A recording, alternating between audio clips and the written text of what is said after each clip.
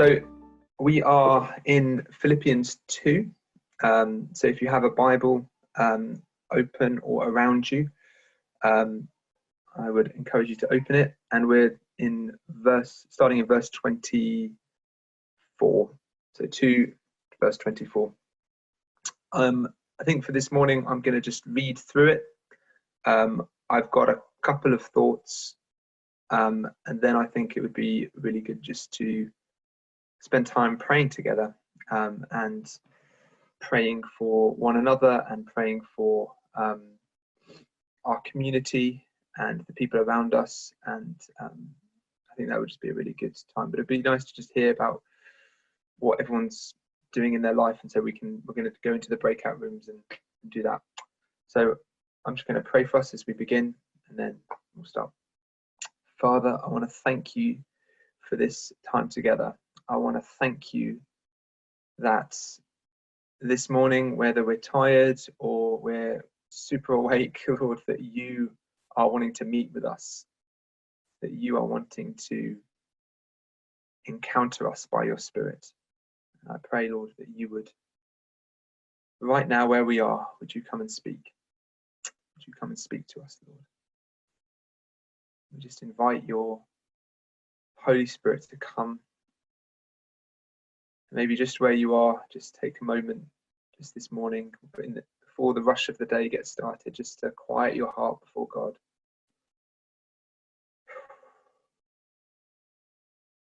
Maybe you just want to take a few deep breaths in and out, and just ready yourself before God, before anything else happens in the day. Just center yourself on him.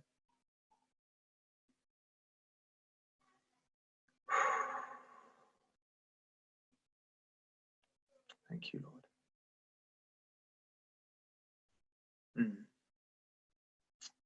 Okay. Philippians 2, verse 24.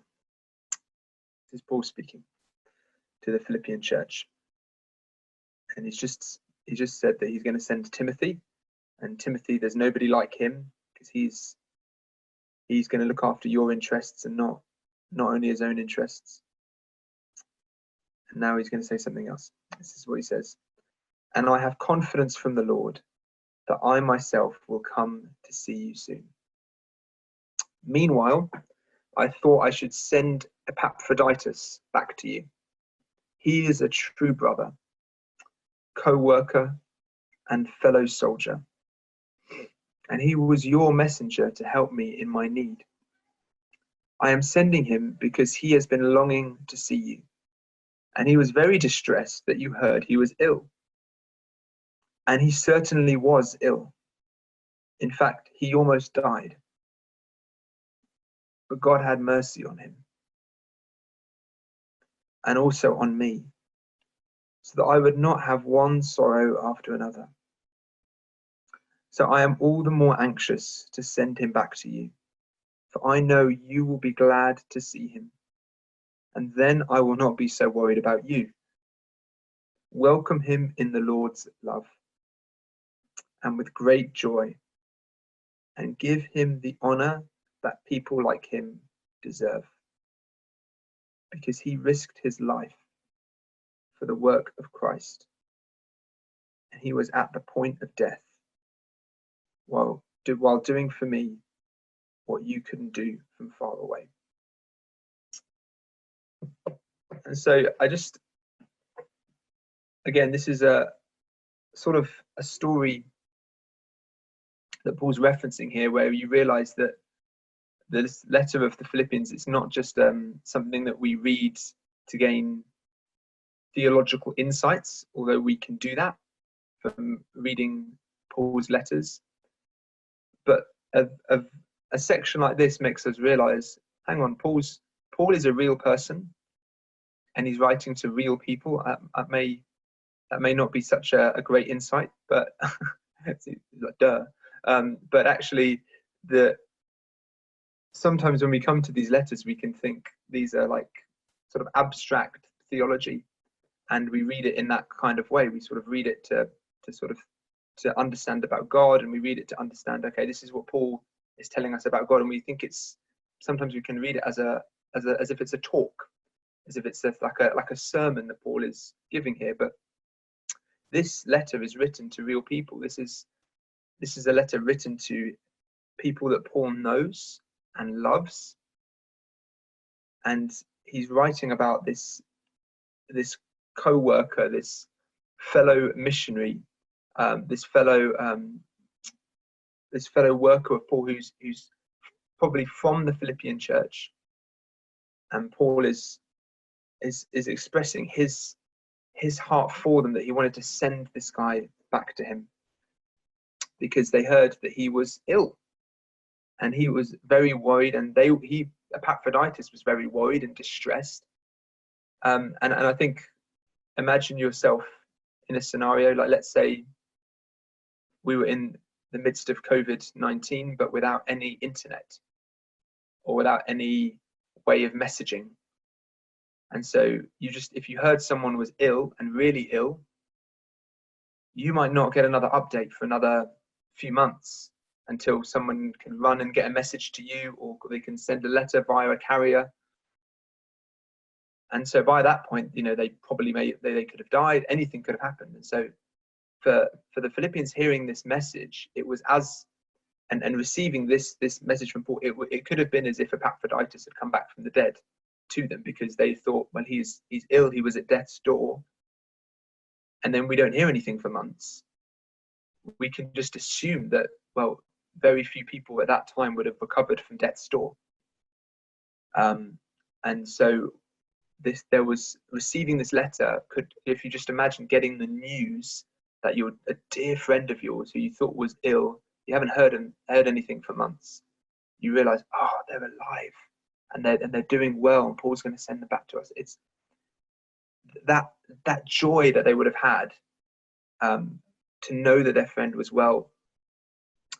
And I think my first sort of little thought is that we get a little insight into what does love look like here.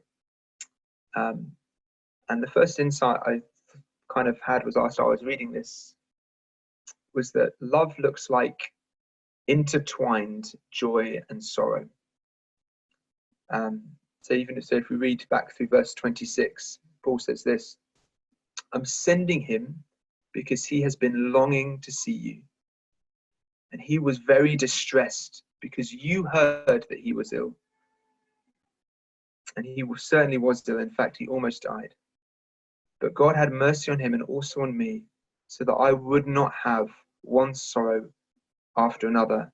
So I'm all the more anxious to send him back to you. For I know you will be glad when you see him, and then I will not be so worried about you.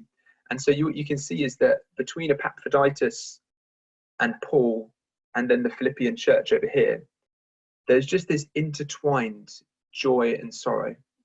It's not possible for Paul to be just totally at peace, 100%.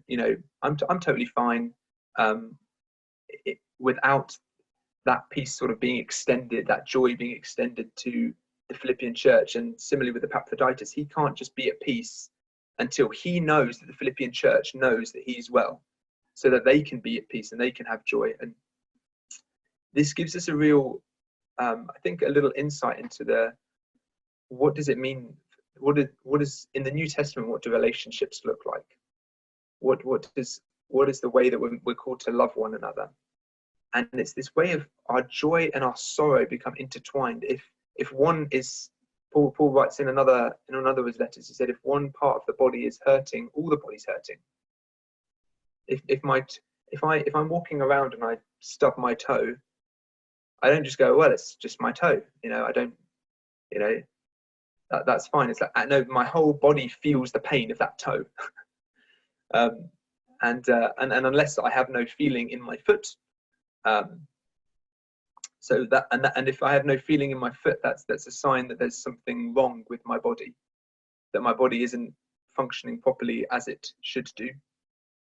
Similarly, if I taste something and it's hot and it burns my tongue, it's like my brain, everything, it registers that pain throughout the body. And again, if I didn't feel any pain, if I didn't feel any hurt, there would be something wrong with my tongue, that there would be something wrong with my taste buds or something.